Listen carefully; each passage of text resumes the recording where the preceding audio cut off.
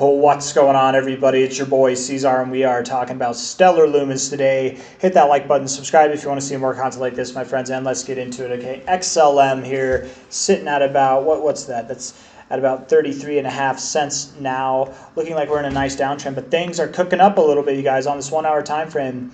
We are breaking out of this downtrend in the 1 hour RSI. You hit your oversold zone, and now you're breaking out of it. This is a good sign. This is a good tidings to come, man. If you look at the price here, likely breaking out of the downtrend in the RSI is a foreshadowing of breaking out of your downtrend in the price as well. I suspect you do. If we're looking for confirmation on a price perspective, we take the low or the high here, put it down to this low on a fib perspective. I think getting above 35 cents is all it would take. 35.5 cents would be nice to see, I think. If you can do that, likely not only does that solidify that this is the low, but it would suggest that you're moving higher as well. Higher as in targets that are probably back above 40 cents, if not even as high as about like 45 cents, maybe even just below 50 cents there. And of course, seeing targets up there validates that this would be your low, and it also brings the idea back into play that you could be expanding and seeing higher prices from here, breaking out and continuing on. I think it's very clear what kind of pattern you're in, right? First and foremost, I want to talk about corrections. What is a correction? What's a consolidation phase, right? When you break out and you move up, a correction is just that. It corrects, right? And you break out and you continue higher. Corrective moves, as defined by Elliott wave theory, they are three-legged patterns. You get a 1, 2, 3-legged correction. Or in this case, right, because we broke out to the upside, the trend is to the upside because we broke out to the upside. The correction would then be 1 to the downside, 2, and then 3. You had your corrective move. Here it was. That was it. And it's that's a textbook correction, three-legged pattern there. Not only that, it looks like a very textbook bull flag.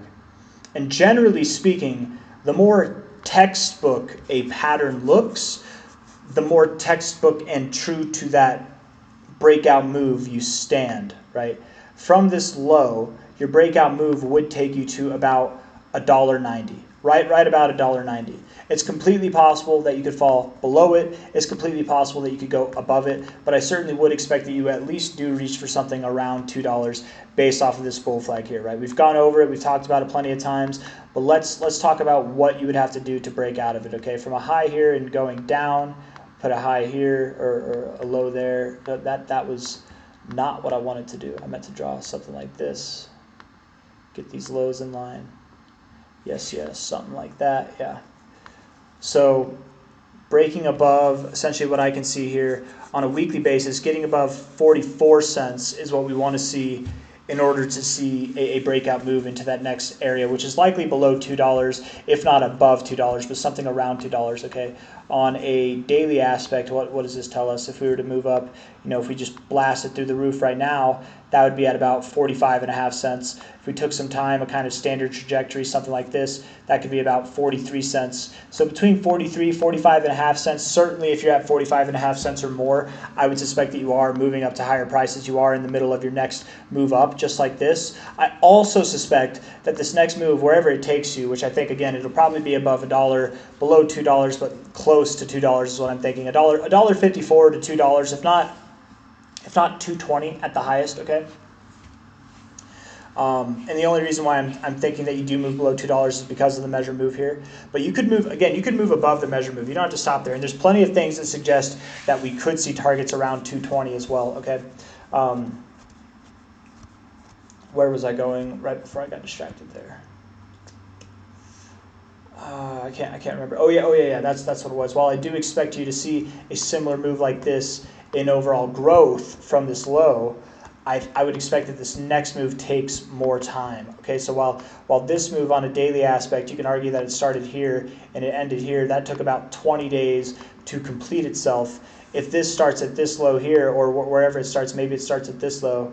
If we went to 20 days from here, that'd be the end of February. My theory is that it takes longer than the last one, so it might be the beginning of March, if not the middle of March, by the time we see this move come to full fruition. So in other words, I expect that we'll be breaking out this week, this month, February will be the instance that we break out and move higher, but when we're actually at our high, I think that will be sometime in March, likely the beginning, middle points of March. It could be later, you never know.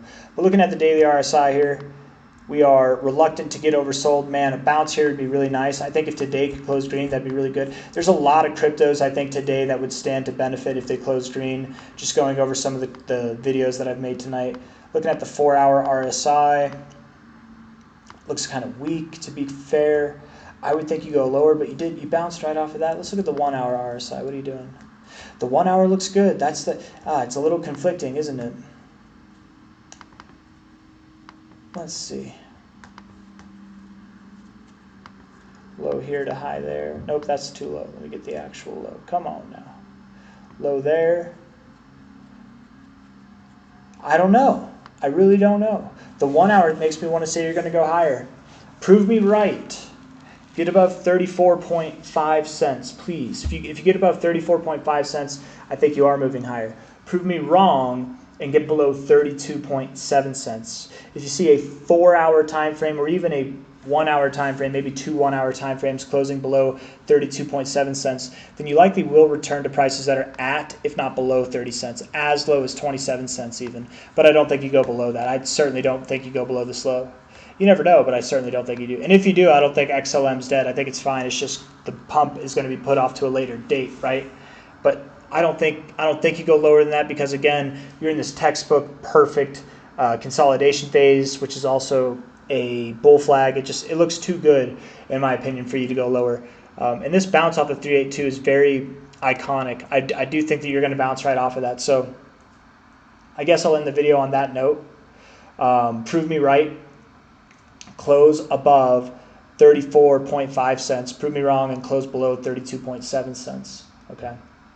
I got nothing else for you guys. If you like the video, hit the like button. Subscribe if you want to see more content like this. It all starts at that 1 hour, man. I think it looks really bullish. The daily, too, would look really bullish here. If you get a green day, regardless of anything else that I've said, if you get today to close green, 1% green, 0.5% green, whatever, it starts to look like you're bouncing off the oversold zone, and that is a very powerful signal, right? You bounced off the oversold zone here. What did you do that time, right? Wasn't super powerful, was it? But you weren't in relatively strong conditions. But you still moved up from a low here all the way up to the high. You moved up 21, 22%. Wasn't super powerful, but still, it's nice. And relative to this move, that was the stronger move up relative to this move here.